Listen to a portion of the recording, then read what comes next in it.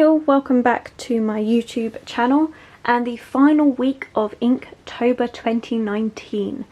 My very first Inktober journey is now at an end. I can definitely say there's been some highs and lows throughout it and I have learned a lot from it. But for now, let's jump into day 22. So, day 22 was Third Eye. I really enjoyed this prompt. I saw it going around, so I thought I would nab that one and use it for my list. I used the head from the 100 Heads Challenge, which should be the next YouTube video coming up, where I talk through the process on that. That I actually started before Inktober, but I didn't manage to edit the video and get it out in time before Inktober, so it's happening afterwards, so we're going backwards. But no, I really enjoyed doing that, and it's been helpful actually for this Inktober process to be able to take portraits out of it to then use as reference for this.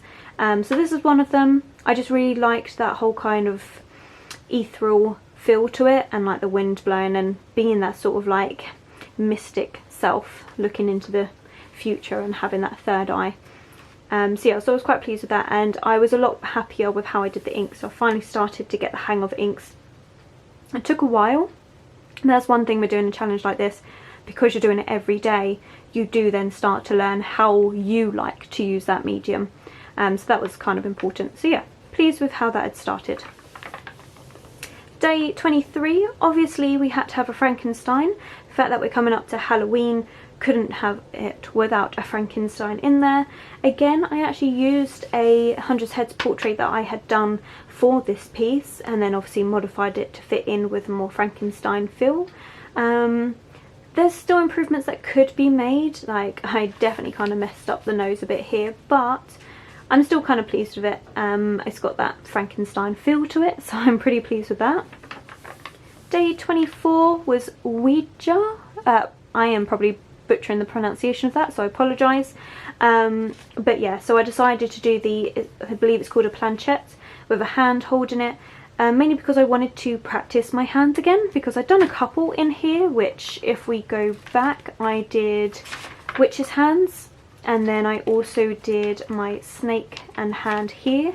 But I really wanted to try doing hands again, because I just kind of feel like the first two times I wasn't quite getting that tone right. So I thought I'd try this out. Again, I still think I've got to practice hands, so I definitely think that's going to be a future video where I do a study on that. But I was kind of actually pleased with how this worked. It was what I had in mind, even if it's not rendered as well as what I would like. Day 25. Now this is where I struggled, because in all honesty, I don't have a prompt for this one. It was just a feeling at the time.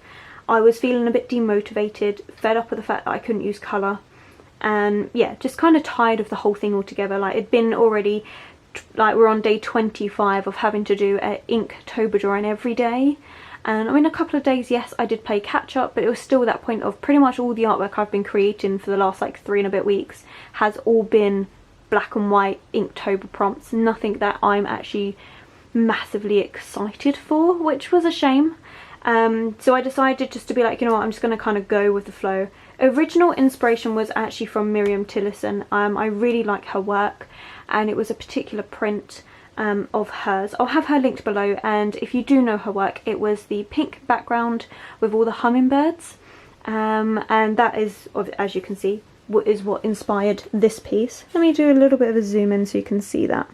And I decided to do with my eye rose something that I haven't done in forever, so I felt like going back to my roots and just testing that out and doing it as more of like a sadder kind of thing, where the hummingbirds almost like licking up the nectar that this rose is almost crying in a way, and it kind of reflected my mood. Not that I was crying or anything, but it was just that sad state that I was kind of like burning myself out and kind of had enough.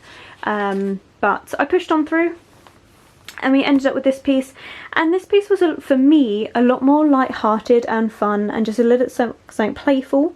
This one is for Ghost. I decided to do some little teeth ghosts, like when we lose our teeth, like whether it's through a kid losing a tooth or whether it's through we just haven't looked after our teeth properly.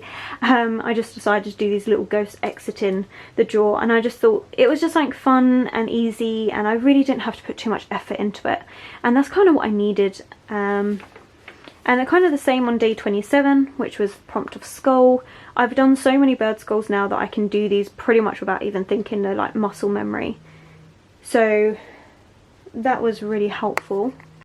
Yeah, and what I've also been finding is that it's nice to have a couple of days, especially towards the end of the week, where I'm not putting as much stress on myself. So what I've noticed, and what you've probably noticed from these videos, is that there's always generally a day in the week where I start doing something a little bit more simple, and I just don't put the effort in as much, simply because I'm a bit burnt out from working full-time and then trying to do this on top of it.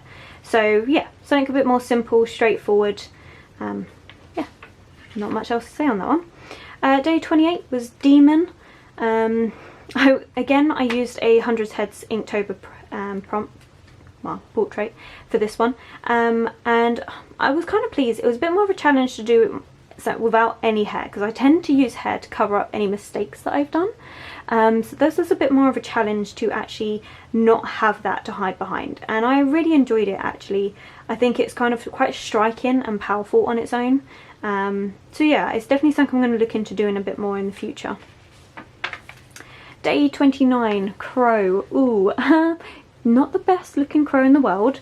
I've decided I'm definitely going to do some bird studies. I'm not sure whether it's just because I was doing ink or what it is exactly, but I just, like the rat, this was better in pencil than what it is in ink. I don't know why, but it just seems like my animals on here just come out looking a little bit more cartoonish than what I would like.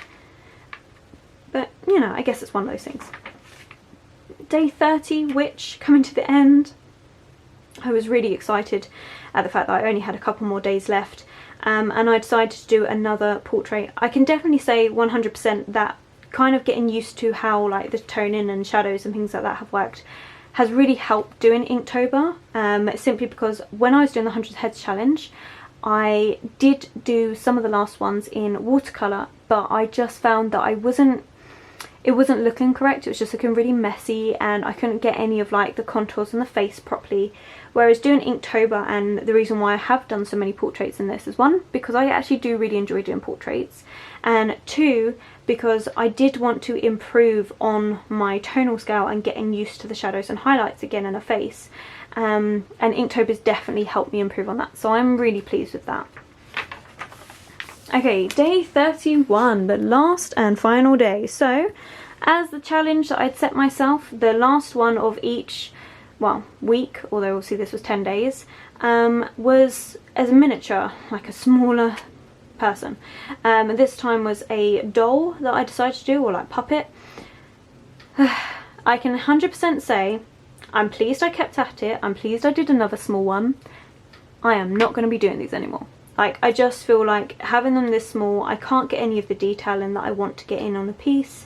It doesn't feel as good. I don't think I've improved at any point, and I'm sure if I carried on doing it I would get there, but there's just no enjoyment factor in it.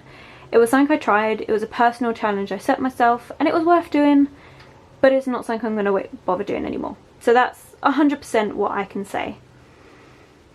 Overall, this Inktober challenge has been a lot more challenge than what I originally thought. From having day one to feeling like, oh, this was going to be really simple and I'm going to be able to do this really easily, to actually realising throughout it that there's been times where, yes, some things have worked out really well and it's challenged me and I've got used to a medium I'm not great with. But then there's been other things where I've just kind of given up and felt very frustrated. And I'm not the sort of person to be happy with not having any colour in my artwork. And that's been the biggest challenge. I definitely think if I'm going to take part next year, which I do plan to, it's definitely going to be with colour. Like, I'm not going to restrict myself like that again. But yeah, overall, I think it's a worthwhile challenge. It helps you improve at a medium I've never personally used. And whether you use it for that or whether you just do it because you enjoy it, that's totally your preference. But for me personally, I enjoyed the fact that this was a completely new challenge for me, using a medium I'd never really used before. But yeah, so I think overall worthwhile. Very much underestimated it. But yeah, I'm pleased I took part.